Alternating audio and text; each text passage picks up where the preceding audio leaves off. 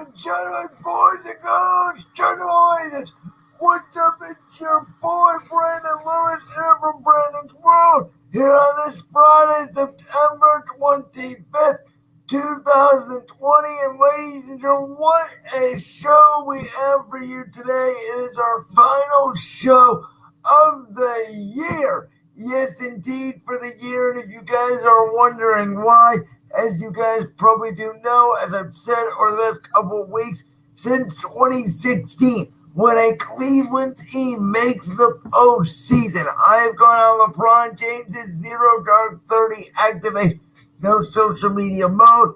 Obviously, I have done that starting in 2016 when the Cats won the championship. So I've decided to carry it over, and I will be doing it for the Indians. As you guys can see, I'm wearing my Always Tribe shirt today. We're going to talk about the Tribe in a little bit. Go Tribe! But yes, I am very excited for the Indians in this postseason. With that being said, because we are on YouTube this semester, because we are not in a radio station, because we are quote-unquote working remotely, working from my dorm here at Kent State, I have decided that this will be the last show of the semester. Now, if the Indians win the World Series, I'll probably put out a podcast or something. We'll do a celebration, something like that. But with that being said, yes, I'm going to be taking a little bit of time after this baseball season's over. Once we finish up the NBA playoffs and the NFL regular season, I'm going to take some time off, take a look at, what worked in this show format, what didn't work in this show format, and see where we go from here. Because starting January 1st, yes, January 1st, 2021, that is a Friday, by the way, we are going to be back here for, a weekly/daily show. And the way that's going to work is, during football season, we're going to have weekends off. But when football season is not in progress or when there's not a big event going on, we're going to be here 7 days a week. That's right. We are expanding the platform. Brandon's World is going to be here 293 days out of the 365 days of 2021. I am going to be the person that on Thanksgiving morning, when you wake up and you go, there's no sports radio talk show host on. Well, too bad, so sad, because I will be here. I might even do a Thanksgiving stream this year.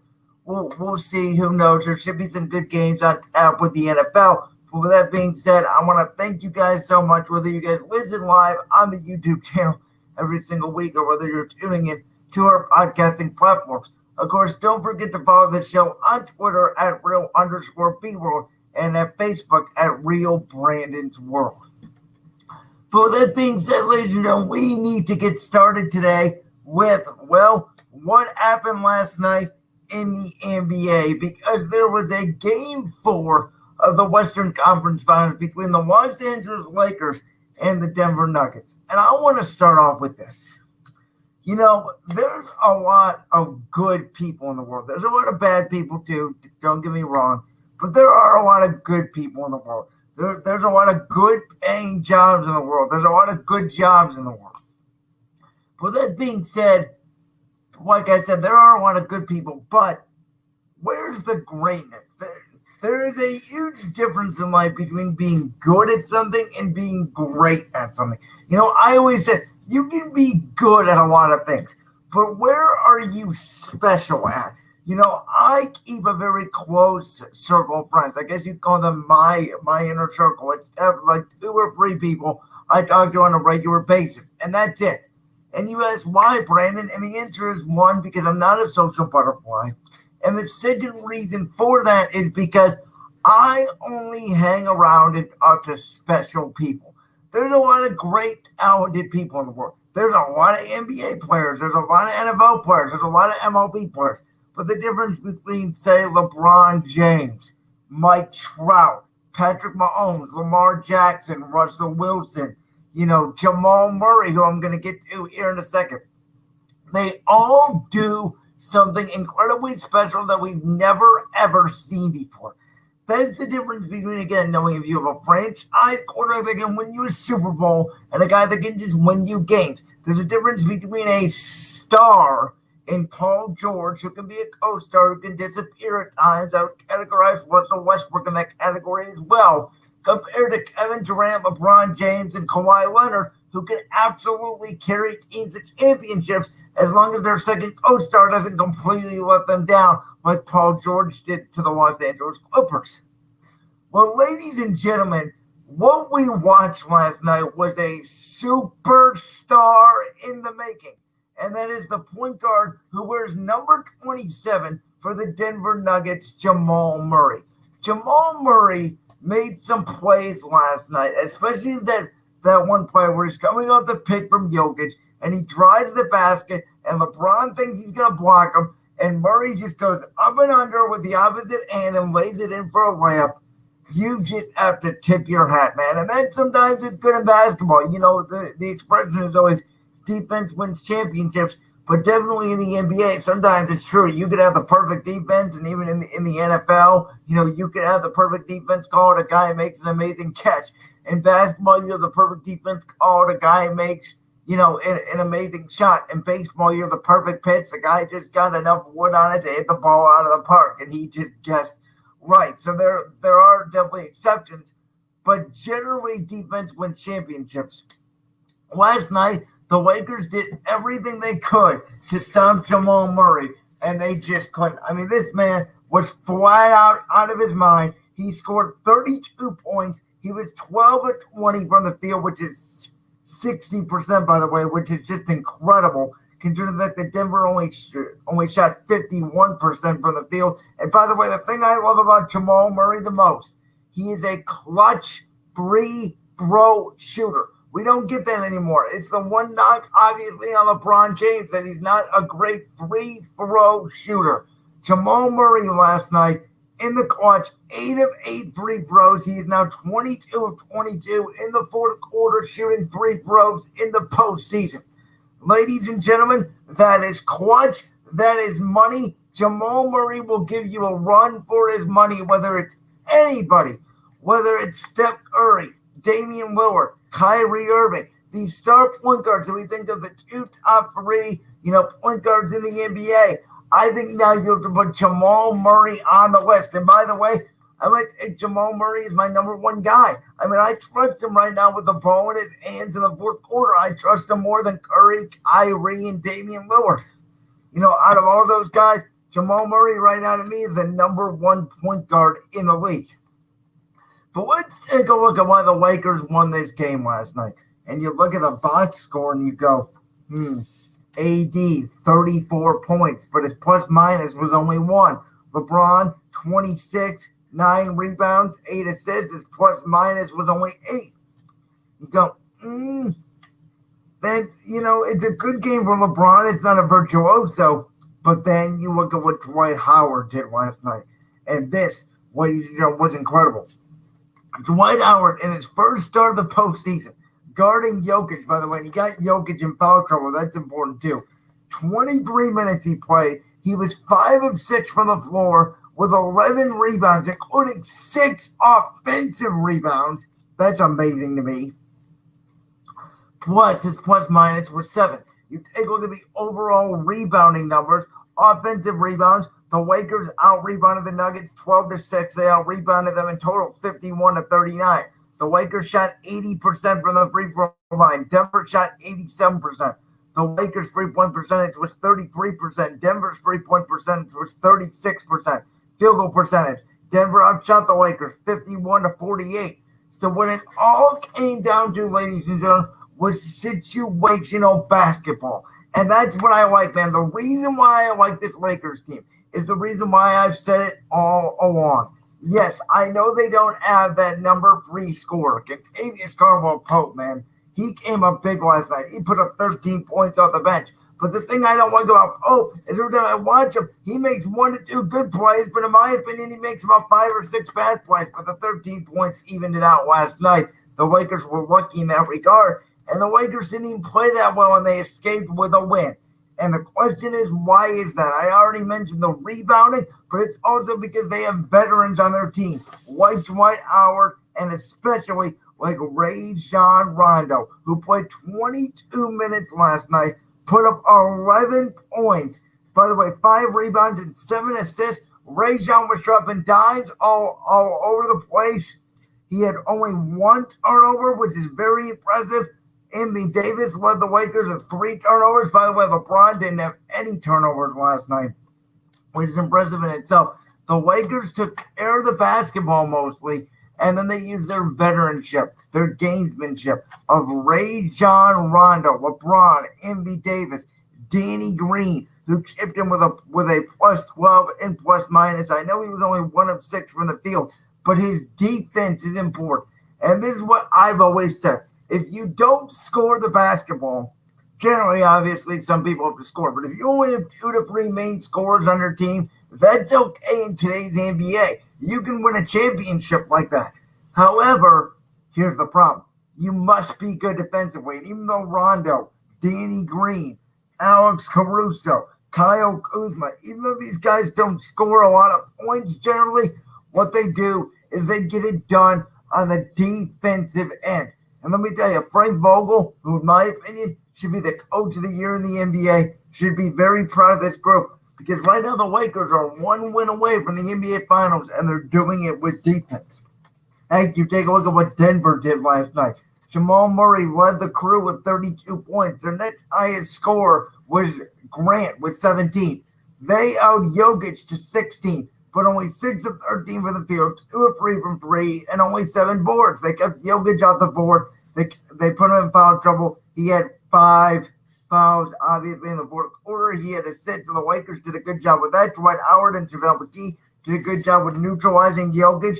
And I thought if the Lakers had a bunch of young guys last night, the Lakers would have lost that game. Because Denver has a bunch of young guys and only a few veterans, they lost that game because they don't have the experience.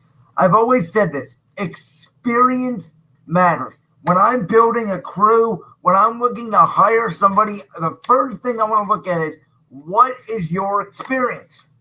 Now, again, there are general exceptions to the rule. If somebody is clearly great at something, even though they don't have the experience, you're going to hire them just because you see something in them that is great. Again, everybody can own different numerous jobs. Everybody can be a writer.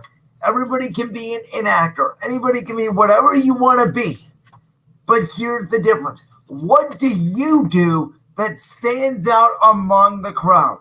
You know, everybody can have their hot take, but what I do generally that's different is I will stick to my guns, and I see things that I've always said. I've seen things for a glass half full type of guy, and I am generally sticking to my boldest opinions. I stick with my opinions, and by the way, one of the things that I do differently than almost every other sports talk show host is we do include wrestling in the sports talk show. That's what made me different on Bunk School Radio, was I was a wrestling guy. Not only did I talk NBA, NFL, MLB, but I talk wrestling. If you want to talk hockey, or if you want to talk about more about Kent State athletics, I'm all game for it because it makes you stand out from the crowd.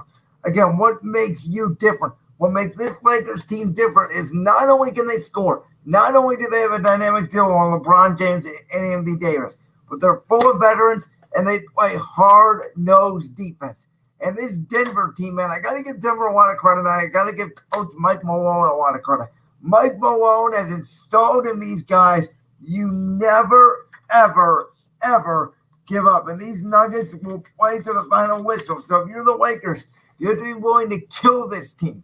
You have to kill this team. You've already shot them in the legs and you shot them in one arm, so to speak. Now you got to shoot them in the other arm or shoot them in the head. Obviously, I'm talking about figuratively here, in order to make sure they're dead. Because if you give them a little bit of life and if they're on life support, this team will come back. And this series is not over yet. I predicted the Lakers in 5. If they win on Saturday, I will be right.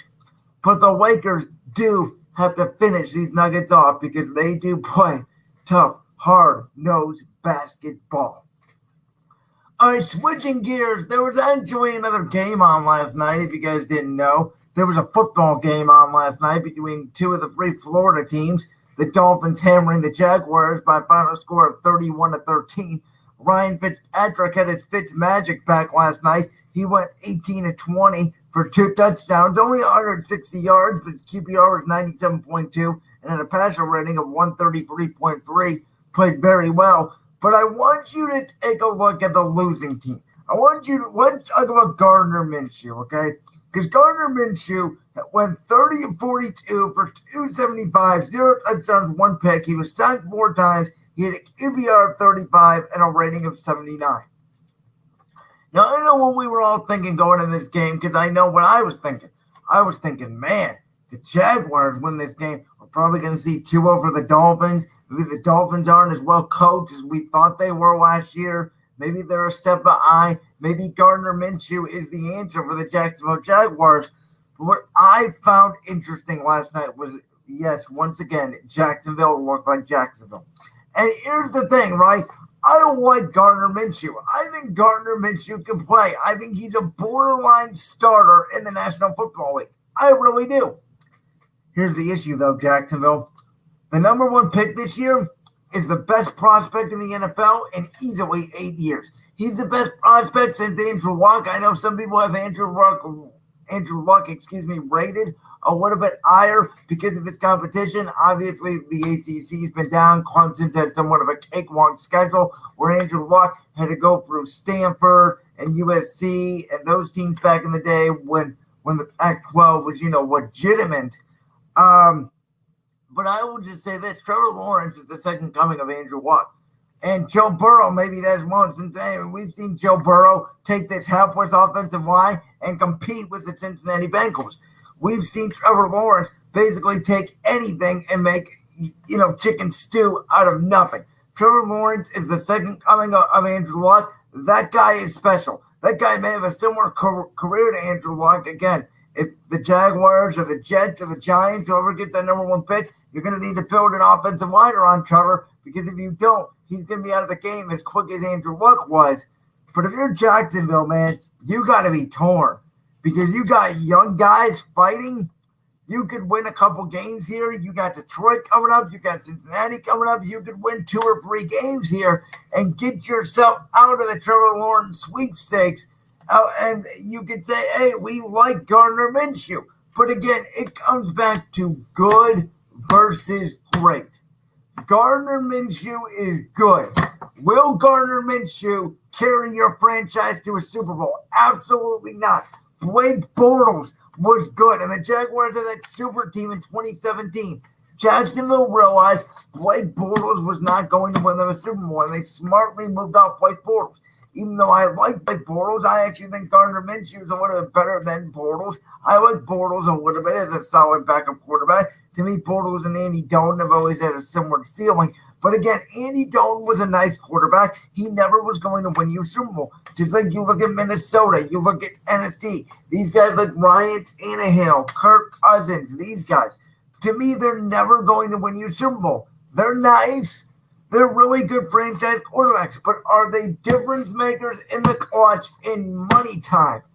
No. And so if you're Jacksonville, you look at, okay, our offensive line struggled last night, but for the first 2 weeks, they did well, especially against the Colts defensive line. It's top 3. I believe they're number 3 in the league in sacks this season. Then you say, oh, we played Tennessee. They got a great defense. They got Jadeveon Clowney. They went to the AFC Championship game last year, and we hung in there, and we almost won that game.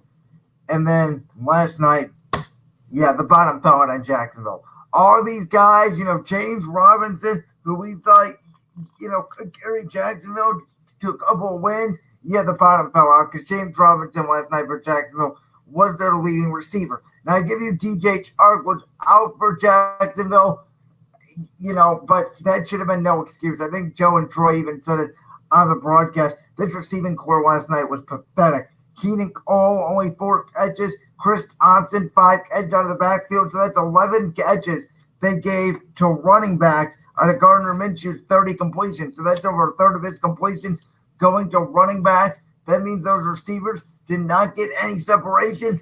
And my biggest takeaway last night was we were fooled based off the first 2 weeks. We were fooled. Miami is still a competitive team. They'll win somewhere between 7 and 9 games, and they'll have a shot at the wild card in the AFC. Jacksonville is still one of the worst teams in the league in the NFL.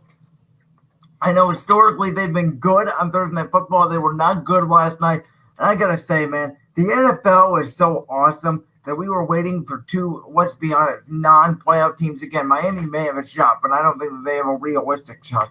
We were waiting all night for two non-playoff teams to play football. I mean, that's how great the NFL is when you can get two bad teams on a Thursday Night Football in primetime. I guarantee you they're going to blow the NBA out of the water when the ratings come out today at 11:30 a.m. approximately for the overnight ABC, NBC, Fox, and CBS, ratings. Obviously, the top 150 don't come out till 4 p.m., so we won't get a chance to see the NBA ratings. But we know generally the NBA averages about 5 million viewers.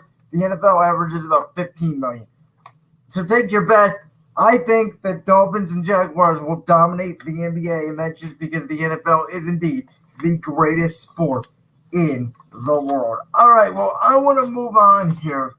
Now, let's talk about some news stories, some big news stories across the league. Here we go. First up, obviously, the charges were dropped against Robert Kraft. And here we go. It says Florida prosecutors dropped a misdemeanor charge against the New England Patriots owner Robert Kraft Thursday, saying they couldn't go forward after courts blocked their use of video that allegedly shows him paying for massage parlor sex. And it says that the recordings, which have not been made public, are the only known evidence the men paid for sex. And it also notes here in the article from ESPN that the 79-year-old Robert Kraft could still face suspension or other punishment from the National Football League if they choose to do so. A sad story here. A Chicago Bears legend, Gale Sayers, passed away. Sayers was a 5-time All-Pro who averaged 5 yards per carry for his career and twice led the league in rushing. Including 1969, he had 1,032 yards after having a torn ACL and MCL in his right knee the previous season. And obviously, Sayers died at 77 after living with dementia. Here's what Robert Kraft, the commissioner of the NFL, had to say about Sayers. Goodell says, quote, Gale was an electrifying and elusive runner who thrilled fans every time he touched the ball. He earned his place as a first ballot Hall of Famer. We will forever remember Gale for his inspiration and kindness.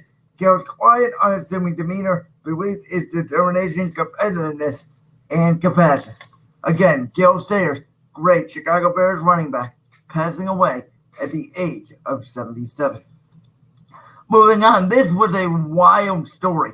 Tyrod Taylor gets a punctured lung from the team doctor after obviously Tyrod Taylor tried to take a pain-killing injection for broken ribs or fractured ribs he suffered in week 1 against the Cincinnati Bengals.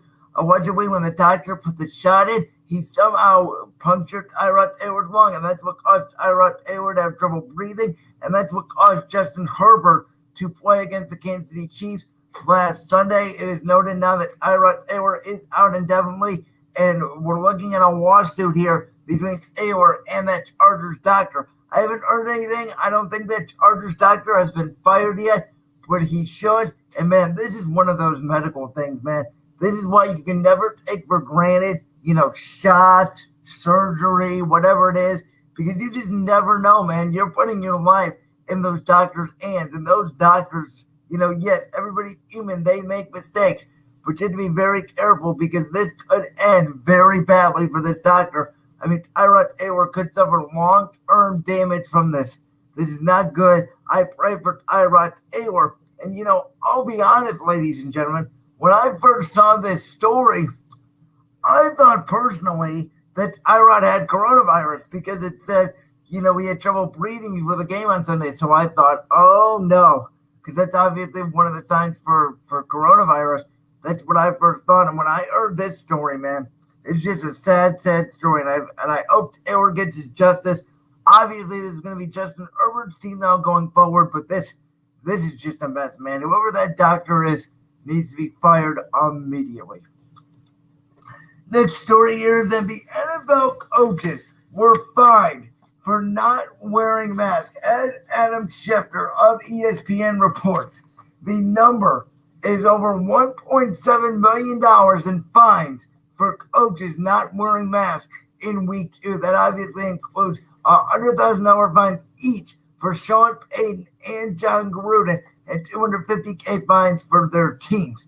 Now, obviously, John Gruden has not worn a mask in either of the weeks. And my guess, and I've heard this, from Gruden and Sean Payton, is when they're calling plays, they're putting the mask down to call the play. But, other coaches like Sean McVay and Doug Peterson are wearing the mask when they're calling the plays. So I don't get it. I just don't understand how these guys aren't getting the virus. There have been 0 positive tests in the NFL, which is good, especially for the players.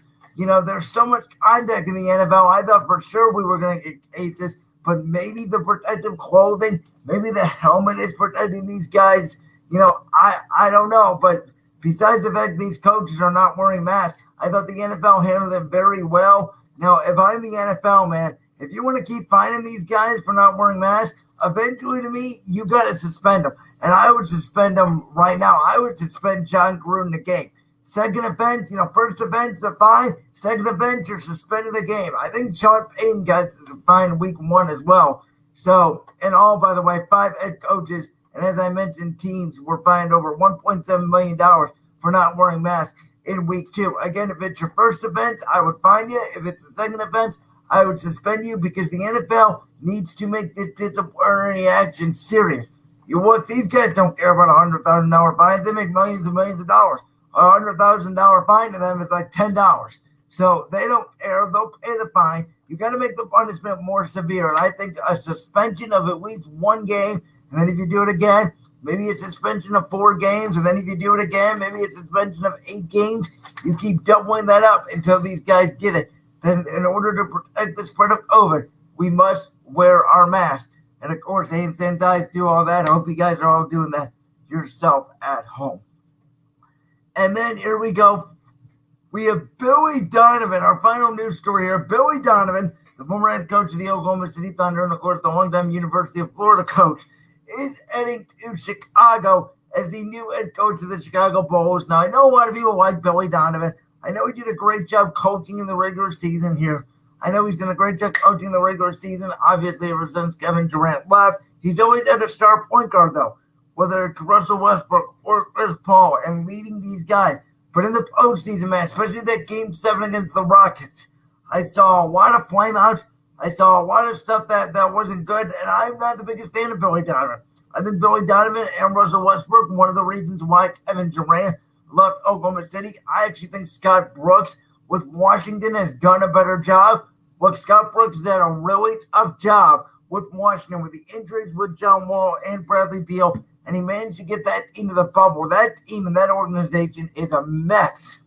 And I think Oklahoma City made a mistake by firing Scott Brooks, but I think they made it right here to fire Billy Donovan. I know Jim Boylan wasn't a great coach in Chicago, and I know they're building some stuff with Zach LaVine in Chicago, and I know Billy Donovan is really good on the defense side of the basketball. So I do think Chicago will be a better basketball team, but I don't know, man. Billy Donovan, this is a project. Chicago's a project. There's a lot of projects in the NBA right now, and I don't know if I'm Billy Donovan, if I would have taken this job. But we'll see if he can prove me wrong going to Chicago to now coach the Chicago Bulls. He is on a 5-year deal, so we'll see if he gets some personnel say because he obviously has sources in the college ranks.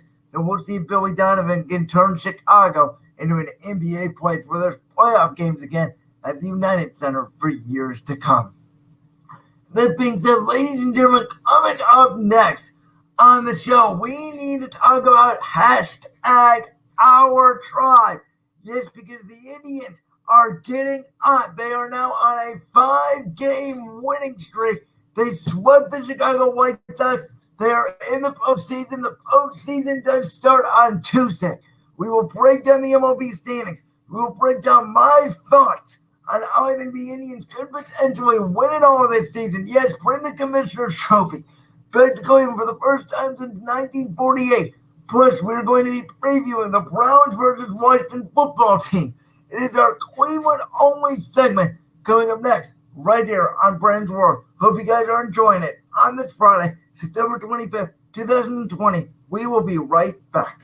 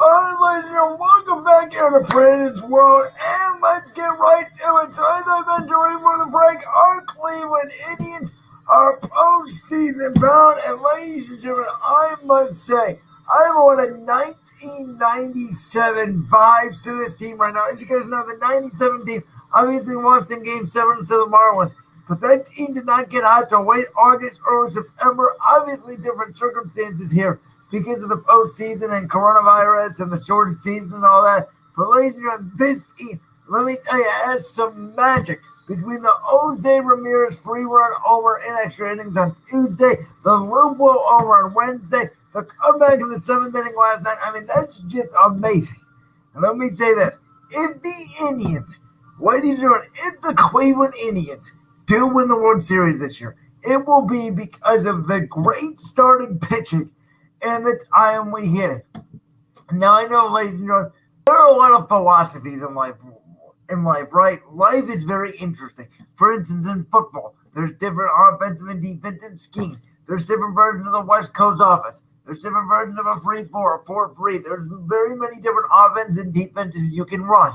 In baseball, you have your theorists that believe that power hitting needs to come back, that hitting does win a World Series. And then your traditionalists like me that believe you need a strong pitching and strong bullpen to win a World Series. And when you have the AL Cy Young Award winner to me in Shane Bieber, without a doubt, and the potential AL MVP in Jose Ramirez, man, this Indians team, I got to tell you, this team is set up to not only win now, but they're set up to win for the future. Obviously, let's hope that Terry Francona, gets better. Prayers and shout out to Tito.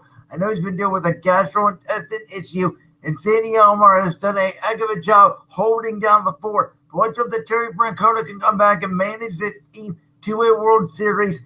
And, man, I think this team has a legitimate shot. You take a look at our top 3 starters. In my opinion, it'll go Bieber, Plesac, Carrasco. And we saw Bieber and Plesac pitch really well. I know Plesac gave up 4 runs, but he only gave up 4 hits last night. He pitched really well. They were all extra base hits. He only gave him 1 hit for 6 innings and then really struggled in the 7th inning. Probably should have pulled him. But don't forget, in the postseason, you would be pulling those guys out anyways because you're trying to shorten the game with that bullpen. And Carrasco tonight, we'll see against Pittsburgh. But the Indians definitely do have a 1-2-3 punch with Bieber, Plesac, and Carrasco. And I think going to the bullpen will be Aaron Savali. We've already saw Tristan McKenzie go to the bullpen. He looked great. I believe it was Wednesday night. He came in for 2 scoreless innings after Bieber, man. And this is the thing about Shane Bieber. Bieber really struggled Wednesday night. He only won 5 innings. Yes, he gave up the 1 run, but he got double-digit strikeouts, and Bieber was really laboring. But the side of a great pitcher is when you don't have your best stuff, and you don't have your best stuff that night, you can still get through the game and give your offense a chance to win the game, and that's what Shane Bieber did. And for all this talk about how bad the Indians' offense is, And granted, it's not great. It's not, even a top, half of baseball. It's only in the bottom half of baseball. In terms of numbers, I would say when you look at this team, and I know everybody's going to say in the offseason, whether we win a World Series or not, oh, the Indians need to go get a power bat. Oh, the Indians need more innings. And I would take a look at you and say, well, where is that going to come from? Because here's the thing, right? If you bring back Cesar Hernandez, which I think the Indians absolutely should, at second base, you're going to have Lindor Watson at shortstop. You're going to have Cesar Watson at second, Jose at third, obviously Santana at first base, and your DH is going to be Reyes and Roberto behind the plate. So there's your 6 guys right there. You cannot take Roberto Perez out of the lineup because his defensive catching is just so valuable. And let's open a normal season, or whether it's not even a normal season, because I think one of the things that baseball might look at here is, I got to say, I kind of like the 60-game sprint more than a 162-game marathon. Maybe they meet in the middle, somewhere between 80 and 100 games. But I'm not sure if we're going to see 162 games again, man. I think these guys may need a couple more weeks. Like instead of starting up in late July to begin the season, maybe you start up, 4th of July weekend or the end of June. Give yourself a couple more weeks of games. But, man, I kind of like this, man. It puts more urgency. You don't get burned out as much and moves by a lot quicker. I got to say, one of the things about this pandemic that I think has actually been helpful is, number one, obviously, we've been taking care of our services. We've been cleaning our areas a lot better. But number two, it's all about adapting. I mentioned this at the top of the show about good versus great. You don't want to hang around good people. Like, yes, you do obviously want to hang around good people more than bad people, but you don't just want to hang around good people. You want to hang around great people. You want to find somebody that's great at one thing, somebody that does something exceptional. You take a look at what Patrick Mahomes does, what Russell Wilson does, what LeBron James does, what Mike Trout does in their sports. Those are special players. Well, one of the things those guys also do is they adapt to different environments. They don't get rattled very easily. They're real leaders. They stand up. When something goes wrong, they take the blame, they help their team move over it, and they move on. I think without Terry Francona, we've seen a little bit of a lack of the Indians' leadership. But I think also in this pandemic, we saw a little bit of a lack of leadership when it came to baseball, negotiating, because they wanted more money. But I think, let's be honest, man, I think we're kind of all over that a little bit. And I think, hey, let's come back to the drawing board here. Maybe 80, 100 games moving forward. But as I get a little bit off track, the Indians, as I mentioned, you have your 6 players in the infield. And then in the outfield, Naquin's going to be your everyday right fielder. He's earned that. I'm not ready to give up on Josh Naylor yet. We just traded for him. So maybe he finds a new left fielder. I'm not loving the Shields in center field. I know he's been hitting pretty well, but, I know he's got great speed in the outfield, but his arm is a noodle arm. I think that could cause us in the postseason. I am worried about that. I'm hoping Mercado can develop a little bit, and this is really Mercado and Zimmer's, last shots here to make a lasting impact on this team. So maybe you go out and you add a different left fielder. You move Naylor to the bench because you're not going to give up on Naylor. You may end up sending Naylor down, but I think, I like Naylor's arm, and I think he's only going to develop. So, maybe you look at the past and you go, okay, left field, center field, maybe those are the 2 areas we can improve. But this pitching staff, my goodness. You take a look, I already mentioned Bieber, Plesac, Carrasco, Savali, McKenzie, and this El Quantro that pitch, Tuesday night, he's a bullpen guy. The Indians are going to try to make him a starter next year. He went 4 innings and just flat out dominated. So I think when you take a look at this team, I think one of the things they might try and do, to be honest, is trade Carlos Carrasco. He struggled a little bit. I know he's getting back on track now, but he struggled a little bit, in the middle of this season. He's getting a little bit older, much like Corey Kluber. If you can maybe get another bullpen arm, because don't forget, we're going to have Quase back next year from the suspension to go with, and in the last season of his contract, plus James Karinchak, and then obviously when Ham leaves, Karinchak will become the closer. But ladies and gentlemen, this, as Jensen Lewis said the other day, this is the pitching university, and it is located in Cleveland, Ohio. These guys, ladies and gentlemen, if you appreciate pitching, You watch Indians baseball. Let's be honest. Every time the Indian starters go out, even if they give up 3-4 runs, you think that's a bad night. Where most pitchers' ERA are somewhere between 3 and 4, the Indians are like 1.5, 2.0, 2.25, and it's for everybody.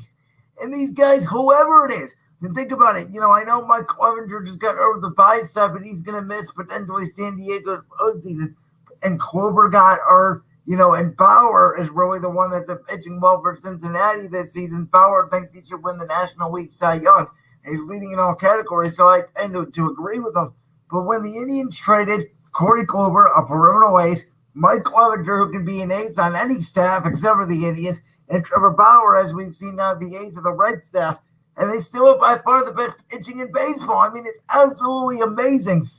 And by the way, the Indians got back Reyes from that deal with Bauer, the Clevenger deal, who knows? Those guys are going to still develop. The Indians are getting Quasi into Shields. So it's not like they got much out of those 3 trades, by the way. They didn't do a very good job at trading those guys away for much. The best guy we obviously got out of that was Reyes. Puig was more of a rental. But, it's not like we've gotten great value, and these guys just keep turning out, whether it's McKenzie, Savali, Bieber, Plesac. I mean, it's just amazing to watch these guys. And as I mentioned, if you do trade Carrasco, I think next year's rotation could go like this. Bieber, Plesac, Savali, McKenzie, Quantrill. Now the order may change, but I would think about doing it because you're not going to give up any of those young guys. All 5 of those guys are young. Carrasco's the veteran of that group. Now, you may want to say, look, we may want to keep the veteran to teach these guys along, and I understand that. But also, man, I think Shane Bieber's a veteran already. The way he actually clearly learned from Corey Kluber when Corey was here last year, he is just like Corey Kluber. And dare I say, he's already better than Corey Kluber, man.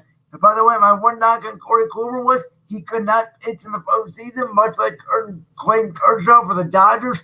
We're about to see if Kershaw can pitch well for the Dodgers this season in the postseason. But, man, Bieber, let's hope he comes out. And one of the things about this here, the MLB standings here, is that right now the Indians would be playing the Twins.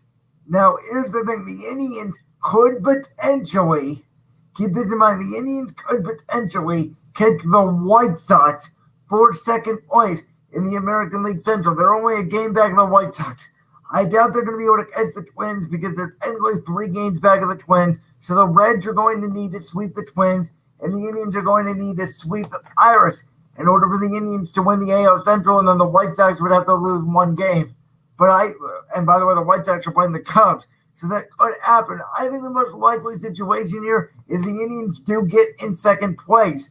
And by the way, that matchup then would be against the Yankees. Now, here's the thing. We know the Yankees have the Bomber squad, but those 2 guys also have never seen Plesac this season, and they never saw Bieber this season. That's a huge advantage for the Indians. It's also a huge advantage for us if we play Oakland, who, by the way, is only a half game back of the Twins. So there's definitely a lot of scenarios here. The Indians could end up playing the White Sox. They could end up playing the Twins. They could end up playing the A's. And it looks like the Rays are going to be locked into that number 1 seed in the American League. Personally, I would love the Indians to play Oakland more than anybody else. My second preference would actually be the Yankees, and my third preference would be Minnesota. Only because I think the advantage for us is our pitching. And, Minnesota would be the only one out of those 3. And they could also play Chicago as well. And I think that would be dangerous because you're seeing Bieber and Plesac for a second time. I know we just beat them, but all those games were close. And when you see them for a second time, generally you get a better read off them. My best bet for the Indians would be I think they're going to probably play Minnesota or the Yankees. But I would love to see them play the A's because, again, the A's have not seen the Indians. I think that's an advantage for the Indians. You take a look at the American League matchups right now. To beat Tampa Bay against Toronto, the Indians against Minnesota, Houston against the A's, which would be interesting, and then the Yankees against the White Sox. I gotta say, besides Toronto, and I don't think Houston's a real legit World Series contender this year, only because I know they have veteran leadership, but I don't think they have the pitching, especially with Verlander going on Tommy John surgery. But I think besides that, man, all these teams, including the Indians, I think 6 out of the 8 teams in the American League. And by the way, Houston's the only team in the American League that has not clinched a postseason spot. They could clinch it tonight. The Angels would have to sweep their opponent, and the Astros would have to sweep their opponent in order for the Angels to get in. That's not going to happen, so Houston's going to get in.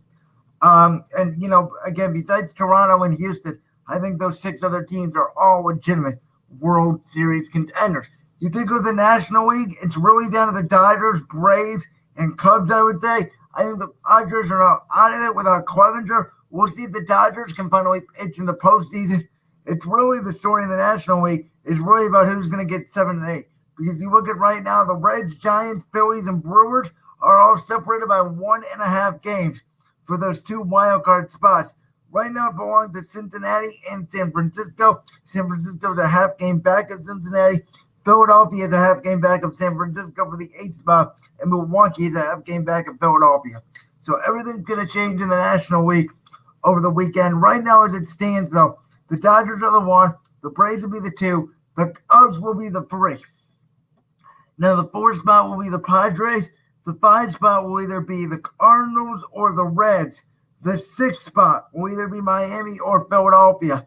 And then, as I mentioned, 7, 8, 9, 10 is really a battle to see who gets those final 2 8 spots. There's a lot of conjunction in the National League, and I do think this is what baseball wanted.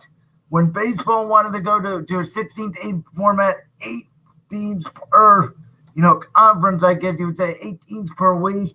I think this is what they wanted, is more competition. Definitely it's always been this way, where the American League is very strong at the top, very weak at the bottom, where the National League is very balanced out. I've always compared the American League to the NBA Western Conference and the National League to the NBA Eastern Conference.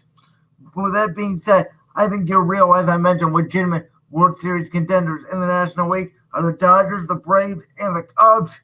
And, we are going to have a new World Series champion this year because of the fact the Washington Nationals have been eliminated for the postseason. So giddy up. I think the teams with the best pitching are going to win. The National League bubble will be in Texas and Houston. The American League bubble will be in San Diego and LA, with the World Series taking place in the Texas Rangers' new ballpark.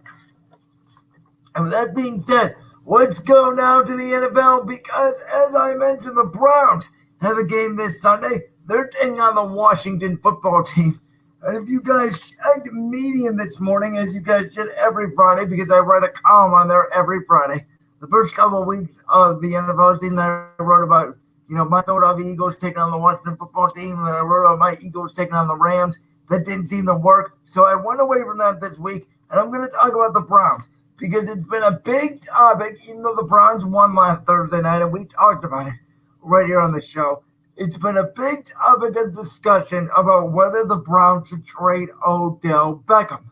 And I'm going to read you this page from my column, because I want these numbers to sink in, okay? Last season, Beckham finished with 1,035 yards, but he only had 4 touchdowns, and his influence on the offense was affecting its output. Beckham was force-fed the ball, obviously, by Baker Mayfield. In games last season, where Beckham had at least 6 targets, the Browns were 6-9. 6 targets, by the way, is way too much.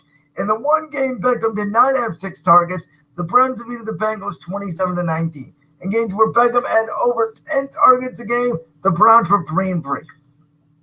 And while that number, when Beckham is targeted at least 10 times, doesn't look awful, the stats don't provide the whole story.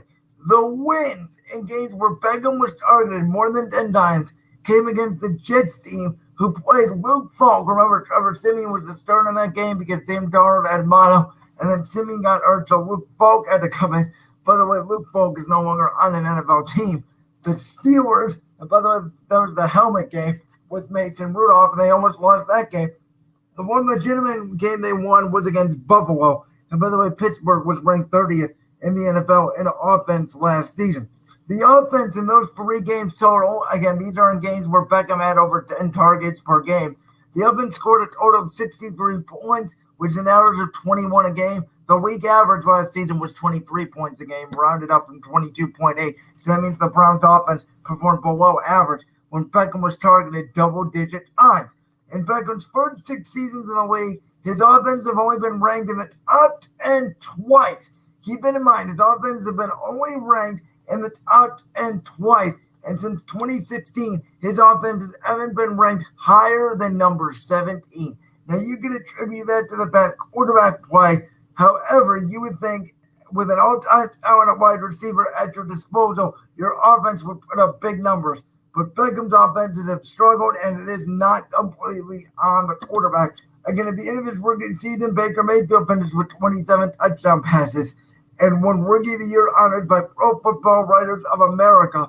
In his sophomore season with Beckham as the number one target, Mayfield finished 22 touchdowns, 21 interceptions, and many pundits around the league labeled Baker Mayfield as a bust. So what am I saying here, ladies and gentlemen? I'm saying the Browns have the two best running backs in the NFL with Nick Chubb and Kareem Hunt. I'm saying the Browns have excellent weapons. Jarvis Landry, Rashard Higgins, Austin Hooper. This Harrison Bryant kid at tight end. Their offensive line looks improved. They're going to have to run the ball against Washington because, as we know, Washington has 5 first-rounders on their defensive line, and they can all get out of the quarterback. The Browns are going to have to put pressure on Dwayne Haskins. If you put pressure on Dwayne Haskins, if you make Dwayne Haskins uncomfortable, if you move Dwayne Haskins off his spot, he's going to struggle. We know Washington has one good receiver in Terry McLaurin. I anticipate Denzel Ward will shadow him, and the Browns offense should be able to move the ball. The Browns should be able to win this game, but the one thing I'm worried about is if they get behind early, if there's a turnover, if they're not running the football successfully, if Baker Mayfield has to throw, will Odell Beckham get frustrated? Here's the thing, right? Beckham last week against the Bengals had 4 catches for 75 yards and a touchdown, but he had 1 catch for 43 yards. So if you take away that, he would be on 9 targets, 3 catches for 33 yards, which is just not enough production. We saw Baker Mayfield in 2018 work the ball around with Jarvis Landry, Rashard Higgins, David Njoku. Seth DeValve, I believe, was on that team, or Demetrius Harris. I don't exactly remember. I believe it was Seth DeValve as a second tight end, and Baker Mayfield really worked the football around. We need to see that again. And I think Odell Beckham is putting too much pressure on Baker Mayfield. I give you, he played pretty good against Cincinnati. But this Washington front is really good. It's better than Cincinnati. The Colts front coming up is really good. The Cowboys front is really good. The Steelers front is really good. So the Browns may have trouble here moving the football. And if Odell Beckham's whining, it's going to spell trouble for Baker Mayfield. I think Kevin Stefanski's a great coach, and I think the Browns are on the up and rise. But in order for Baker Mayfield to be successful, folks, I think it's time to admit it might be time to move on from Odell Beckham. And I don't think you're going to get a first-round pick for him. You may only get a second-round pick. You may get a third-round pick. But if you can get him out of the building and you can get a draft pick, I think it'll be more beneficial to Baker Mayfield in the long run than having him on your football team. All right, well, coming up at the top of hour number 2, we are going to be doing our top 5 bets for week 3 of the National Football League. Plus, if you guys remember last week, we picked games just based on the coach quarterback combination. We're going to be going over how we did with that plus week 3 picks and building for a fantasy football team for the waiver wire once again. This Brandon's World here on this Friday, September 25th, 2020. We will be right back. Top of the hour, number 2 coming up. Get your bets ready. Top 5 bets of the week coming up.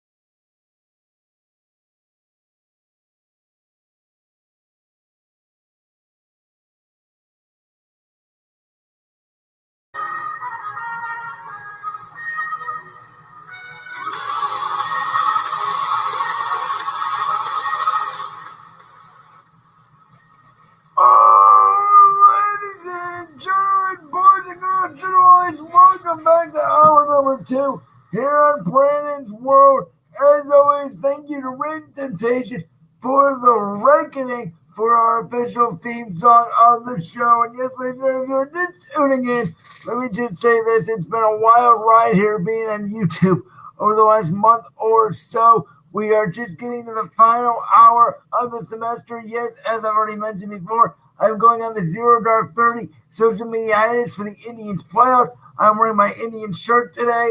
Always Tribe, go Tribe. I'm very excited for the Indians postseason. And, of course, let's hope we can bring home that commissioner's trophy. That being said, as you guys know, at this time, every time of the week here for the NFL season, let's get right into it. Our top 5 week 1 bets. Here we go.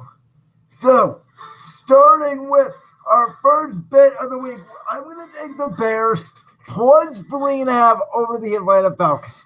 Here's the deal, all right? I do not trust the Atlanta Falcons anymore. The Falcons really let me down last week. It wasn't just so bad the Eagles lost to the Rams and they got absolutely destroyed. Then I had to watch Dan Quinn, for the love of God, choke that game away. This is now, oh my God, I don't know how hard this guy has a job. Can somebody seriously ask me how Dan Quinn has a job today? Not only did this guy choke in the damn Super Bowl against the Patriots, this was a disaster. I mean, whoever that special teams coach was needs to be fired immediately. Doesn't the hands team know you can pick up the ball before it goes 10 freaking yards? I hate this thing that everybody says, oh my God, that was a really good onside kick. No, it wasn't. That was a terrible onside kick that the Falcons were just oblivious to recover. And oh my God. If the Eagles missed the playoffs because the Cowboys finished one game ahead of them, sick to my stomach. Never picking the Falcons again. I hope the Falcons go 0-16. This may be bet over heart, but I think Atlanta's done anyways. This team has to give them Dan Quinn, right? I mean, this is a disaster. Take the Bears plus 3.5. I don't care if they have Mitchell, Nowitzki or not. Please beat this team. All right, next game here. As my mouse is flat out broken. There we go. All right, next game we have the Titans and the Vikings. I'm going to take the Vikings plus 2.5, and I'll give you a reason for that. I think Mike Zimmer's a really good coach. I think the Vikings have been embarrassed 2 weeks in a row, especially last week, going to Indianapolis and being embarrassed by the Colts. I think Kirk Cousins will play really well. I think Tennessee's right eye starting 2-0. I think this is a perfect trap game. Minnesota's at home. I know that doesn't matter as much because there's not going to be any fans. But I think it still matters a little bit with the travel. I think that playing in your own stadium helps. And the Vikings are definitely going to try to get that fake crowd noise pumping inside the dome. It may make a difference. I think the Vikings are too not bad of a football team to not win this game. Like, I think they almost have to win this game, or the reins are going to fall off the train here, or the wheels are going to fall off the truck. By the way, I think the same thing on my Eagles this week. I was thinking about making them one of my best bets against the Bengals because I think that the Eagles do come out and hopefully just roll Cincinnati. Well, because if not, those trains are going to fall off the track. But so I'm going to bounce back teams here in week 3, like Minnesota and the Eagles. The rest of the 0-2 teams really do stink. I think that these are the 2 teams, Minnesota and Philadelphia, who can really make a roll. I like the number here with Minnesota. Plus 2.5. I'll take Minnesota over Tennessee. Next team, I'm betting the number here. Niners at the Giants. The Niners are -4. I'm going to take them. Even without Jimmy Garoppolo, even if Nick Mullins starts, I win this Niners team. I know they're depleted with injuries, but so are the Giants, man. I know they signed Devontae Freeman. Without Saquon Barkley, without Darius Slade, I don't know if this Giants team can move the ball. And look, man, Joe Judge, Jason Garrett, they're going to have to find out what they have in Daniel Jones. San Francisco stayed on the East Coast. They stayed in Virginia, so they're not going to have to worry about that time travel. I think the Giants are one of the hardest schedules in football, and they have a chance to get the number 1 pick. We talked about this earlier in the show with Jacksonville about, Gardner Minshew's good, but Trevor Lawrence is great. Here's the deal. Daniel Jones can be good. Is he a franchise quarterback? Probably. Is he going to win you a Super Bowl, though? I doubt it. I absolutely doubt that. So I would, if I'm the Giants, move off Daniel Jones and try to tank for Trevor Lawrence, because Trevor Lawrence will turn that franchise around and he will haunt my nightmares in Philadelphia for years to come. So if I'm the Giants, I want the Giants to win 4 or 5 games this season just so they're out of the Trevor Lawrence running. Same thing with Washington, by the way. But I just got the Niners here, and I think 4. I think they beat them by at least 5, so I think the Niners cover. I'll take the Niners over the Giants. Next game here, we have the Bucs -6 at Denver. Now, I will tell you, if Drew Lock and Denver were healthy in this game, I would take Denver, especially if they had Von Miller, because we know Denver has always given Tom Brady problems. He's always had problems going up there, struggling against the Denver pass rush. Well, all of this, there is no Von Miller. There is no Drew Lock. It looks like it's going to be Blake Bortles starting at quarterback for Denver. There is no Cortland Sutton. Denver is an injury-riddled mess. We think with all the injuries that happened in week 2, Denver might have been hit the hardest. And there's so many injuries. This season looks like it's going to come down to whoever is the healthiest. It usually does, but it seems like this year, more than ever, it's going to come down to who's the healthiest. And I think Tampa Bay and Tom Brady go up to Denver. I think they get back on track. I'll take the Tampa Bay to cover -6.5 going to Denver. And finally, the Rams at the Bills. Now, you may say, Brandon, this is biased because you want the Rams to lose after they kicked the Eagles' ass last week, and that is true. But I will say this, man, the Rams, they traveled to Philly, then they went back to LA, and they're going to Buffalo. That's a lot of miles, and Buffalo does indeed look legit. Buffalo looks to me as legit as any team in the National Football League this season. Josh Allen, it looks like they're finally letting the kid have a rip. And I think the Bills do cover. I like the number here, -2. Generally, if it's 3 points or below, I will take the number with whatever team it wins. Because generally, the team that wins by 3 points or more. So again, if it's 2.5 or less, or pick them, I'll generally take those bets.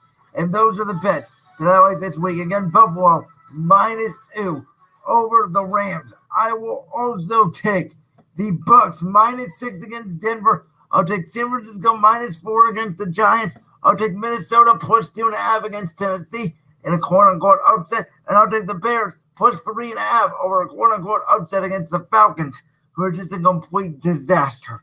So again, I like three favorites to cover, and I like 2 underdogs this week. Last week, I went 3-2. The games I got wrong was I got wrong the Rams and Eagles game. Hold on, let me get this right here. I got wrong the Rams and Eagles game. That was a pick'em. And then I got wrong the Minnesota Colts. Minnesota was +3. They did not cover. They actually got blown out. I was actually very disappointed by that, unfortunately. So give or take, unfortunately, as I said, I got 3 out of 5 right last week. I wish I could have gone 5 out of 5.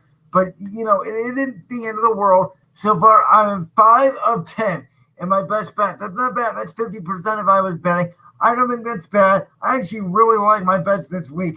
I love the Minnesota +2.5. I love the Bears +3.5. And I love the Bills -2. Those are my 3 favorites. Tampa Bay I'm a little bit dicey about because Denver could come out and play well. And I don't know how San Francisco is going to play with Nick Mullins. But I'm just going to bet they take care of business against the Giants. All right, so if you guys remember, last week at the end of the show, I did a segment, and I said, we're not going to factor in the rosters of these teams. No, we're not. We're not going to factor in the rosters. We're just going to pick the game based off the better head coach. And my answer to this is, well, we went 11 out of 16 going on the better head coach.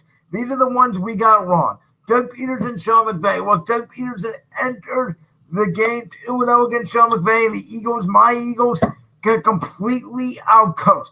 The Eagles have had a very bad season so far. I'm not ashamed to say it. The Eagles have been maybe the most disappointing team in the National Football League this season. Been very disappointing for me. Been very difficult to wake up Monday mornings. As a matter of fact, I was so sick Monday morning when I woke up, I actually had to go take a COVID test. Thank God I tested negative, but I swear to God, it might have been from this game. Maybe it's from the weather change here in Kent. But it's been a brutal season for my for my Eagles so far. I know Carson Wentz is last in Pro Football Focus, which I love, by the way. I love Pro Football Focus.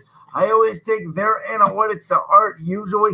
I know Carson Wentz is the last rated quarterback in the National Football League, and it's just, I mean, I'm shocked. I am shocked at how we've come out and performed so far, and Sean McVay just kicked our ass. Generally, I hope that the Eagles come out this week and just slam Cincinnati. The next team I got wrong was one of our best bets again. I picked Mike Zimmer over Frank Reich, only because, Frank Reich hasn't had the most successful seasons in the Colts. Zimmer's been there with the Vikings. He's won playoff games. He's gotten them to the playoffs. He should have won that game with Teddy Bridgewater if it wasn't for that missed kick by Blair Walsh. But the Vikings so far this season, man, they got torched by Aaron Rodgers. Now, I know they lost 5 starters on defense, but they still have a great pass rush. But they're not getting home, and then secondary is getting tortured alive by, Phillip Rivers and Aaron Rodgers. And Phillip Rivers can't really throw anymore. That was embarrassing for the Vikings last week. That's why I totally like them to bounce back this week against the Titans. Because generally when teams get embarrassed, and by the way, I thought the Eagles also got embarrassed last week by the Rams. Generally when teams get embarrassed, they bounce back the next week if they're a solid, good football team. By the way, also, can we talk about the Jets really quickly? Because I did pick Kyle Shanahan over Adam Gase, but while I'm on the topic of it, when I mentioned generally bad weeks, good teams bounce back, that's not going to be the case with the Jets. This team might go 0-16. That team is a mess. But the next game we got wrong on the schedule was I would take Ron Rivera over Cliff Kingsbury. And I know the Cardinals were the better team, but when you're talking about better coach, right now, I think Riverboat Ron has proven more than Cliff Kingsbury. I said if it was QB quarterback combination, though, you'd have Kyler Murray and Cliff Kingsbury top Dwayne Haskins and Rivera, only because Kyler Murray is miles ahead of Ron Rivera. But I would count that wrong, and we're just doing the coach combination. Also, Belichick against Pete Carroll. That was a closer game than I thought. I thought Seattle was a way better team on paper than New England, but New England made it close. Obviously, Belichick's a better head coach than Pete Carroll, so we would have got that wrong. And then, in my opinion, the shock of the week, the absolute positively shock of the week was the Raiders upsetting the Saints in their home opener in their new stadium in Vegas on Monday Night Football.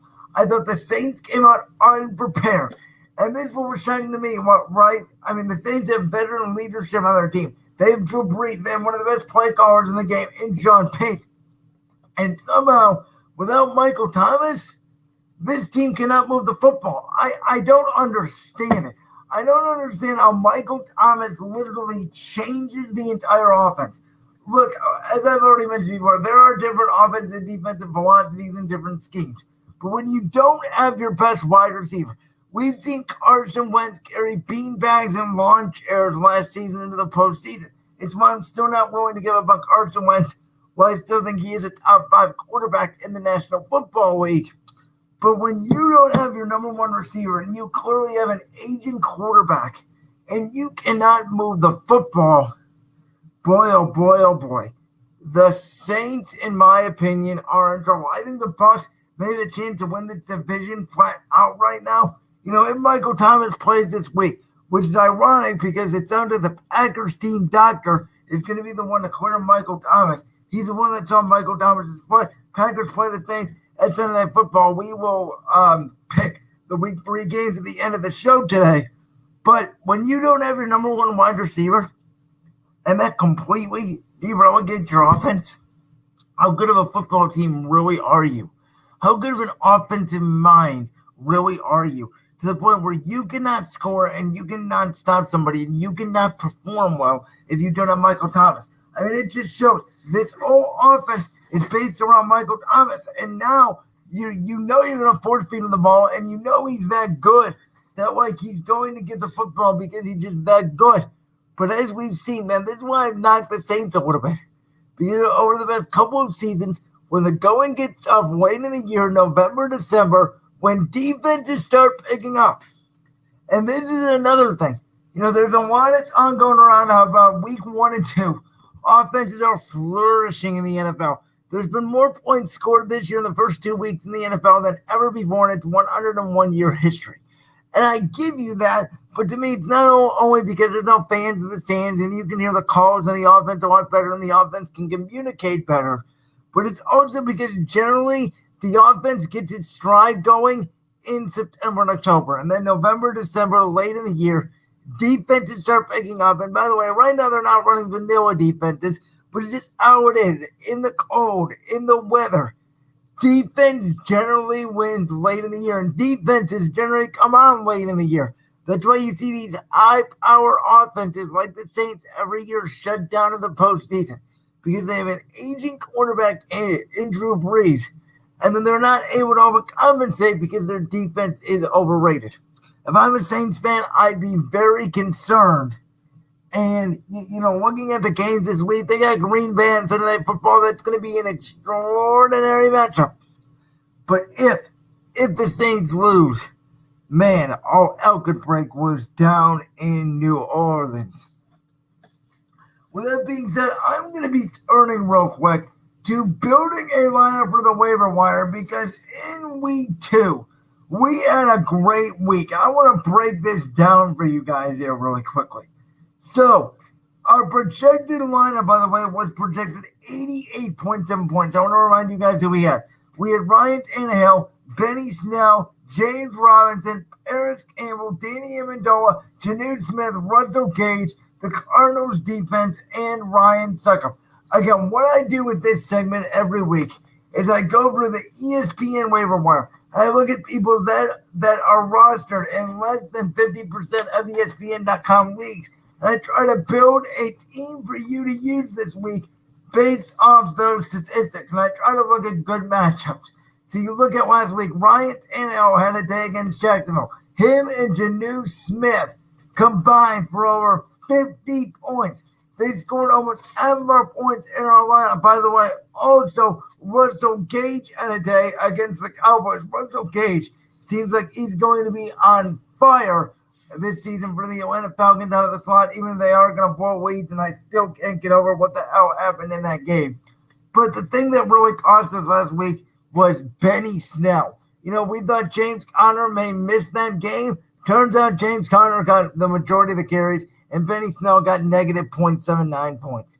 That was a disaster for this team we built. And Paris Campbell also got hurt early in the first quarter. He only got 0.7 points. So between that, that's basically a wash for 2 players. So we really only had 7 players score, and we still got over 100 points. James Robinson chipped in with a good 21. Danny Amendola let us down with only 4 points. And Arizona's defense kind of relaxed in the second half and only scored 9 points. They could have scored more, but generally our team did a lot better than projected. They were only projected at 88.7. They ended up getting 108.7. So they overscored the projection by 20. We'll take it. And now let's take a look at what we have for week 3 in building a fantasy team through the waiver wire. At quarterback this week, I'm going to be choosing Phillip Rivers. And he's going against the Jets. And I already talked about this. The Jets are by far the worst team this year in the National Football League. I think they're going to get the number 1 pick in the draft. And the interesting thing about the Jets is they have Sam Darnold. Now, we know Sam Darnold is a good quarterback. He is not a great quarterback in my opinion. Now, you can say he does some great stuff. I haven't seen that tape. I've seen 1 or 2 plays. I don't see special out of Sam Darnold every single week.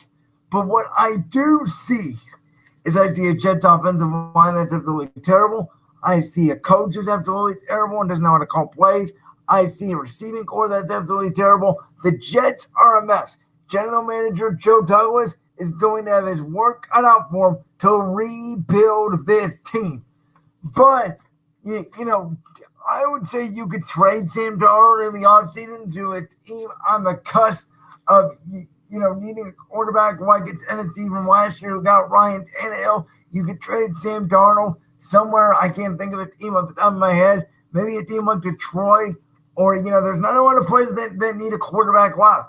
You could turn to Tampa and let him sit behind Tom Brady, but there's not a lot of teams left that really need a quarterback. You go down the list, the way Cam Newton's playing in New England, They don't need a quarterback, and the Jets are certainly going to trade Darnold to New England.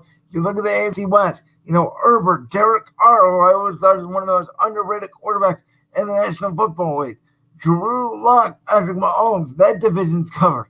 AFC North, Big Ben, Joe Burrow, Baker Mayfield. They're not going to trade Darnold for Baker Mayfield, I can tell you that. And then plus Lamar. The only place I can see Darnold really going is Pittsburgh, and that's if Big Ben retires or he sits behind Big Ben and learns for a year, because they do need a quarterback, because we know that Mason Rudolph is not the future there in Pittsburgh. Jacksonville's going to be just as bad as the Jets. I mean, they're going to try to get Trevor Lawrence. Tennessee's got NL locked up. The Colts, you could say, maybe if they move on Phillip Rivers, Indianapolis may need a quarterback. Darnold may be their guy. But they also have Jacob Easton, who I think they really like. So that could be out the window there. And then, also Houston's got Deshaun Watson. So really the only place I see in the AFC is Indianapolis and Pittsburgh. I don't think that they would trade, Darnold for Daniel Jones for the Giants. Washington maybe, but I don't know if they would trade Darnold for Haskins. I think they'd want to go for a more upgrade, because I think Darnold and Haskins are similar. Eagles aren't trading Wentz. Cowboys aren't trading Dak. I mean, you go down this list, maybe the Saints if Drew Brees retires, but besides that, I don't see a lot of places where Sam Darnold can go and available. But I think the Jets will definitely try and trade him. But yeah, that defense is just absolutely terrible. I think Phillip Rivers lights it up. And by the way, I love the kicker for the Colts this week too, Rocco Blankenship, who was only owned in 37.6% of ESPN.com leagues, because I think the Colts are going to score a lot of points. At running back, I will take Peyton Barber. Well, there's not a lot of running backs available on the waiver wire this week, and Barber is only owned in 13% of leagues. He's going against the Browns. Now, he's only projected 2.6 points. But here's the thing, Peyton Barber, if he gets in the end zone, that's all that matters. The Washington football team is going to be using a lot of running backs.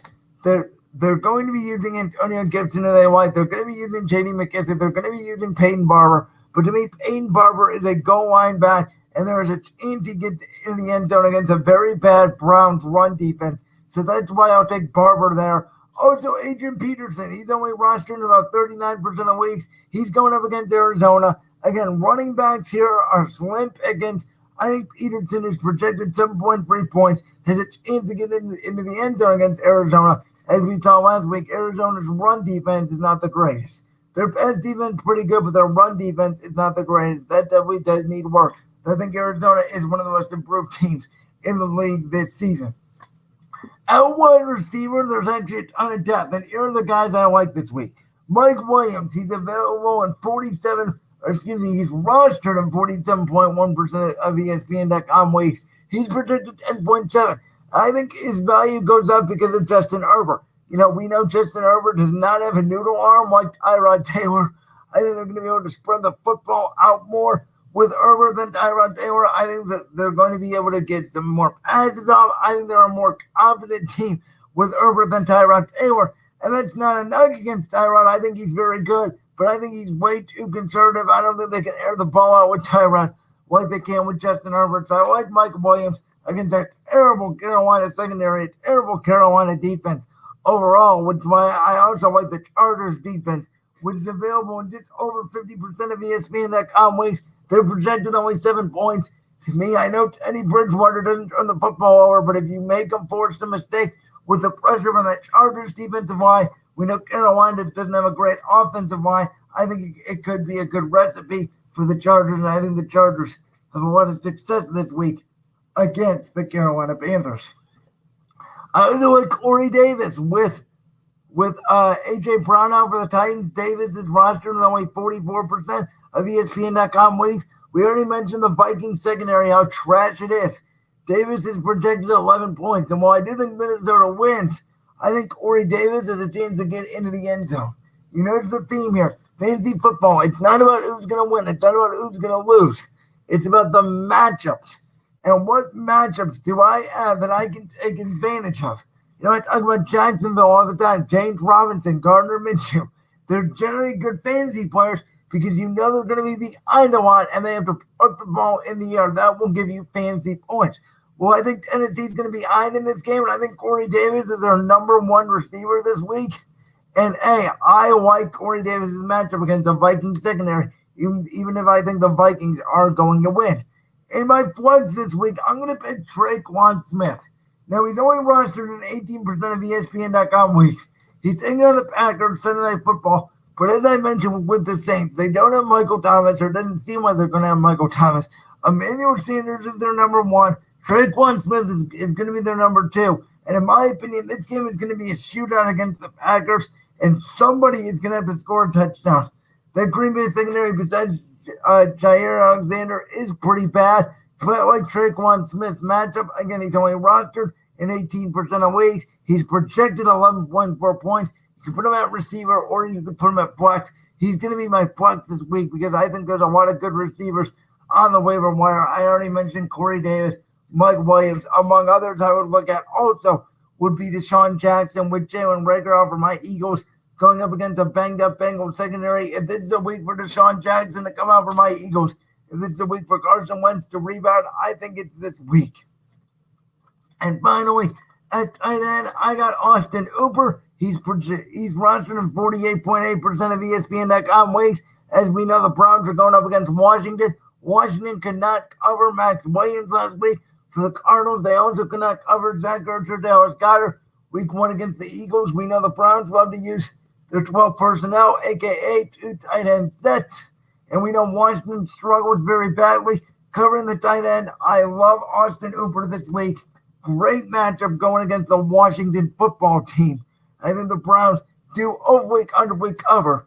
Though, as I mentioned, unfortunately, I think that defensive line could get after Baker Mayfield. But I think if Baker Mayfield has time in the pocket, the Browns should be able to hopefully move the ball. And I think this is a big week. After Austin Hooper has struggled to get involved in the offense the first 2 weeks, I think the Browns really bounce back. And Austin Hooper has a big game against Washington on Sunday. So again, to review, we're going to go with Philip Rivers, Peyton Barber, Adrian Peterson, Mike Williams, Corey Davis, Austin Hooper, Traquan Smith, the Chargers defense, and Rodrigo Blankenship, the Colts kicker, going up against the Jets.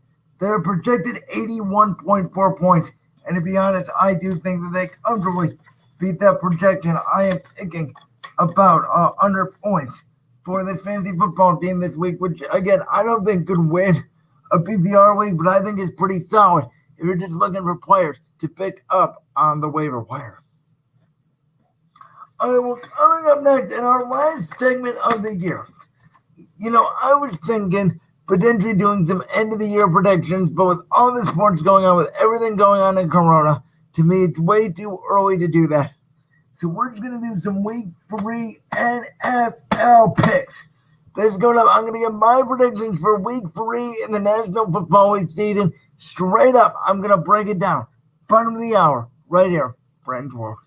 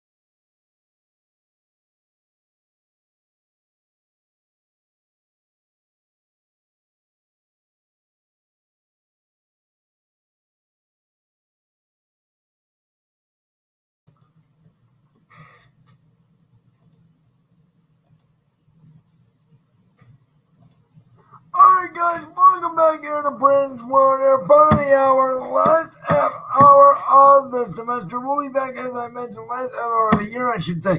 We'll be back on January 1st for the start of a new era.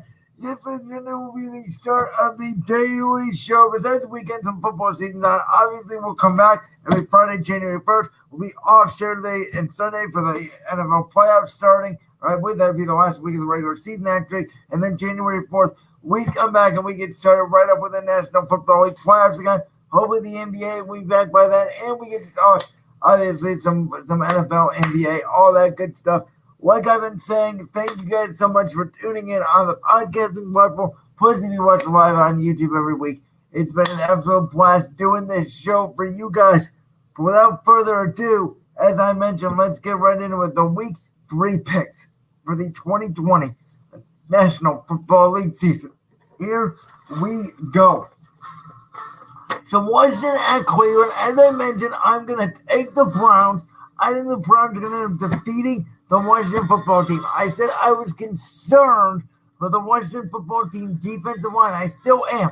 But I think if Baker Mayfield and the Cleveland Browns are able to run the football, I think Austin Hooper, as I mentioned in the last segment, has a big game on Sunday. I think the Browns tight ends overall have a big game, and don't force the ball to Odell Beckham. I think the Browns can move the football, and I think they can drop the Washington to 1-2 and move their record up to 2-1. Next game, I'm going to pick my Eagles to win out dominate the Bengals. This may be wishful thinking, and I'm nervous of this game because Joe Burrow is a special quarterback. I said it last week. I think Joe Burrow is the Cincinnati Bengals franchise quarterback, and the Bengals could be tough here. But, man, the Eagles were embarrassed these first 2 weeks by Washington, and we were embarrassed last week by the Rams. Injuries galore on that offensive line. Now, Somalia is out, and at receiver, Jalen Reagor is out with a fractured ligament in his thumb. Things are just not going right for my Philadelphia Eagles. But here's the good news. If we win this game, we get to go to San Francisco next week, Sunday Night Football, and there will be no Jimmy Garoppolo for the Niners. We make such a huge break there. This is a must-win game for the Eagles. We do not want these train tracks falling off here. The Eagles need to bounce back. Doug Peterson is a very good coach, in my opinion. Carson Wentz is a very good quarterback, in my opinion. I think my Eagles bounce back, and I swear to God, and I hope so, when they take on the Bengals. Now, next game, we have Vegas and New England. Now, as much as impressed as I am with Vegas, and by the way, I found out this little nugget. I think Trey Aikman did it last night on the NFL Network broadcast for the Thursday Night Football game, that this will be the first time John Gruden makes his return to New England since the Tuck Rule game.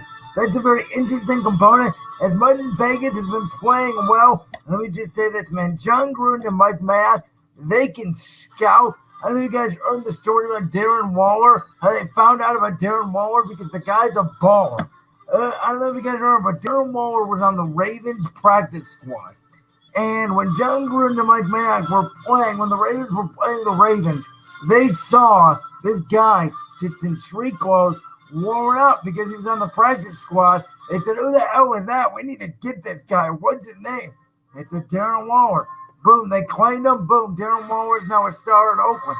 And Derek Carr, I've told you guys this, very underrated quarterback. I think he's a top 8 to top 10 quarterback in the league, in my opinion. Derek Carr, always good completion percentage, doesn't turn the football over much, gives you a chance to win, was in the MVP conversation in 2016 before he got hurt. People forget about that, so I like where Vegas is going. However, I've been more than impressed with New England. Russell Wilson torched them apart on Sunday Night Football, which I thought would happen, only because he's Russell Wilson. And that New England defense, we know, takes some time to get started. And they've lost a lot of players due to injuries / opt-out due to COVID / free agency. But Cam Newton has shocked me. I didn't even think he was going to be the starter. I thought it was going to be Brian Hoyer or Jared Stidham. I thought it was going to be really hard for Cam Newton to overcome no OTAs, limited training camp, knowing that very complicated playbook. But he's made it work, and this New England receiving core is starting to figure it out. Maybe Cam Newton just fits better with this core than Tom Brady did, because all of a sudden N'Keal Harry's looking legit. Julian Edelman's looking legit. They still don't have a tight end, but they got some running backs. Obviously, prayers out to James White. What happened with James White and his family was an absolute travesty. I don't think James White will be playing this week either. So shout out to James White. I think New England does win this game. I think they're the better team than Vegas. I think they go to 2-1 because after that, this schedule gets tough for New England. You got Kansas City coming up. You got Denver coming up. You got San Francisco coming up. You got Baltimore coming up. Very tough schedule coming up for New England. This, I would say, would be a must-win for New England if they want to compete in the AFC East for a home playoff game in 2021. The Rams at Buffalo. I took this in my top 5 bets. Buffalo -2. I said I'll take Buffalo. I love the way Josh Allen has been playing this season. Buffalo is finally letting him absolutely rip the football, and I absolutely love it. I love the way that Josh Allen's throwing the football. I love the way the Bills are playing defense. The Rams, I already mentioned this in the top 5 bet segment. The Rams traveling from Philadelphia back to LA, then to Buffalo. I think that's a lot of travel. I think the Rams motion, gets caught up to them because I think Sean McDermott figures it out as a defensive-minded head coach. I like the number as well. I'll take Buffalo at home. Houston at Pittsburgh. Now, before the year, when I said Houston was going to start 0-3, everybody called me crazy. But I said, look at their schedule. They got Kansas City, they got Baltimore, and they got Pittsburgh. That's 3 losses right there. Besides Dan Quinn, Bill O'Brien, maybe the worst head coach in the National Football League. Deshaun Watson is by himself, Superman, carrying this team to even relevance. If it wasn't for Deshaun Watson, Bill O'Brien would be fired already. This team would be 4-12 every single year. They're not a very good football team. Getting rid of DeAndre Hopkins was a huge mistake. And I got to say, I've been impressed by Pittsburgh. We knew their defense was tremendous. We knew they had a top 3 defense in the National Football League. But what I wasn't sure about was, will Ben Roethlisberger come back healthy? And by the way, I didn't buy that Mason Rudolph can make a receiving corps look that bad. Well, either that or Big Ben just makes them look really good. Because Juju Smith-Schuster has his mojo back. Deontay Johnson looks very good. This Pittsburgh offense looks like it can at least move the football again. So got to give him credit. I think Pittsburgh goes to 3-0 and Houston drops to 0-3. This was one of my other best bets. Tennessee, Minnesota. Like I said, I'll take the Minnesota plus 2.5. Minnesota is too good of a football team after coming off an embarrassing loss to lose again. That's my logic. I like Kirk Cousins. I think he's a gamer at 1 o'clock in the afternoon. He proved me wrong against New Orleans last year, but at least it's at 1 o'clock in the afternoon. I know there's no fans there. I understand that. But I think this Minnesota team is just too talented, too good to bounce back. I think Dalvin Cook also has a bounce back game. I think Gary Kubiak and the Vikings get back to the run. They got 2 pass happy last week. And Tennessee, if they're going to go to their Florida 9-7, they have to bounce back. They have to come back down to earth, right? You would think. So I will take the Minnesota Vikings here at home over the Titans. Next game, I already mentioned this in my best bet as well. San Francisco, they're -4 at the Giants. I will take San Francisco. I know they're not going to have Jimmy Garoppolo. Looks like they're not going to have George Kittle. They don't have Nick Bosa anymore. They have a ton of injuries. But the Giants don't have Saquon Barkley or Darius Slade. And those two may be the biggest injuries because Jason Garrett isn't creative offensively. Joe Judge was literally hired because he was the first person to answer the phone in New York. The Giants are a mess. They may be the new Cleveland Browns if the Browns get their act together. It's going to be the Giants or the Jets. It's amazing with the NFL, right? We see it in baseball. Big markets thrive. Basketball, big markets thrive. Football, it doesn't matter. You can have the smallest market and it just works. Football is so balanced. It's awesome to see big markets like New York, especially, failing in the NFL and LA to some extent. If it wasn't for the Rams, they'd be failing. But the Chargers may be on the up and rise with Herbert. We'll talk about him in a minute. But I know that Garoppolo's out. I know it's Nick Mullins. I know the Niners aren't as good. But I just don't see it. I don't think the Giants can be winning with the ball. I think that they're a bad football team. And I think the Niners just stay down on the East Coast. Won't have to deal with that travel because I think that's a real issue for some teams. I'll take the Niners to beat the Giants. They're used to this turf now. The turf at MetLife passed inspection. Let's go Niners. Next game, Bears plus 3.5 at Atlanta. I'm not picking Atlanta for the rest of the year until they prove me wrong again. Atlanta absolutely broke my heart last week. As I said before, it wasn't just as bad as the Eagles losing the Rams. Then I had to watch Atlanta absolutely blow that game, and that special teams coach should have been fired. How does Atlanta not know that you can pick the ball up? You know, it doesn't have to go 10 yards for you to pick the ball up. It has to go 10 yards for the team that's kicking to pick the ball up. Just unbelievable. Bad coaching. Just, oh my. Atlanta. Last year I thought Atlanta was going to go 12-4, and they started out 1-7. This team rattles me. I've never had a team rattle me as much as Atlanta. I don't care if they have Mitch Nowitzki or not. Chicago go kick their ass. Then we get to the 4 o'clock games. There's not a lot of 1 o'clock games this week, but there are 4 o'clock Eastern time, Standard Time start time for these games. Carolina at the Chargers. I don't think Carolina's a very good football team. The Chargers, we already mentioned the story with Tyrod Taylor and the punctured lung. What a sad story that is. But the silver lining here is what the Chargers should have done all along and give Justin Herbert the job. Why does everybody keep saying that Tyrod Taylor's a great quarterback? It's nothing against Tyrod Taylor. I know he's got a good record as a starting quarterback in the National Football League, but he has a noodle arm. I watched Tyrod Taylor live in a preseason game when it was Eagles-Browns 2018 here in Cleveland. You could tell the difference between Baker Mayfield and Tyrod Taylor's arm right away. Tyrod Taylor doesn't have an arm. I think the Chargers offense is more confident right now with Herbert than it is Tyrod Taylor. Again, prayers out to Tyrod. Hopefully he gets better. But, man, I don't know. I think that the Chargers just dominate the Panthers here. Next game, I think the spread on this is like 10.5. Whatever it is, take the over with the Colts. The Jets, they don't have an offensive line. They have the worst coach in football. They don't have any receivers. Sam Darnold's getting beat up everywhere. Their defense, they have no players. Poor Greg Williams working with practice squad players all over the place on defense, besides maybe safety. The Jets are a mess. Frank Reich's going to dominate Colts all the way. There's not even a point to spend on this game. Next game, the game of the week, in my opinion, it's going to be the game of the week on Fox, America's game of the week. Dallas going to Seattle. Now, Dallas had some success going to Seattle, but Dallas' defense has been really horrific to start the year.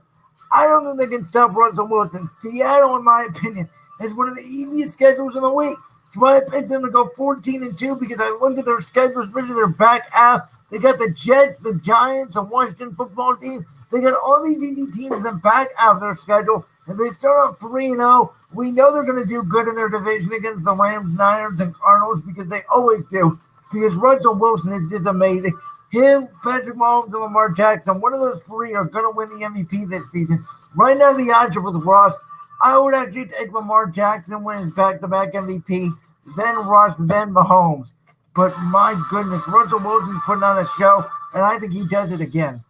Detroit at Arizona. I mentioned how Arizona is going to be one of my surprise teams in the league this year. I think they go 13-3.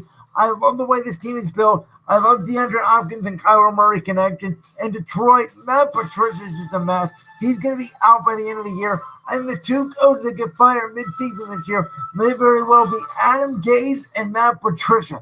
Detroit is a mess. I know that they're always close in games, but they always lose them. They're always terribly coached in the fourth quarter.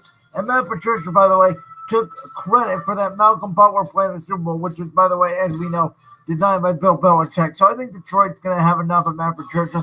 I think Arizona rolls here. I don't know the number on this, but I would probably take the cover with Arizona. Next game, it's Tampa Bay and Denver. And I already said this here. If Denver had Drew Lock and Bob Miller, I would take Denver. They obviously do have Cortland Sutton as well, but it wasn't they're going to start possibly either Jed Driscoll or Blake Bortles, and they don't have as much of a pass rush without Von Miller because Bradley Chubb can just get double teamed. It was just Tampa Bay and Tom Brady are starting to find their rhythm. Denver, to me, is a lost cause this year. They're going to be like San Francisco. You know how when Jimmy Garoppolo got hurt, we all knew San Francisco was coming, but they were just going to be bad this year because they didn't have a quarterback. Then maybe Denver this year. Like, we all know Denver's coming, but they may be a year away.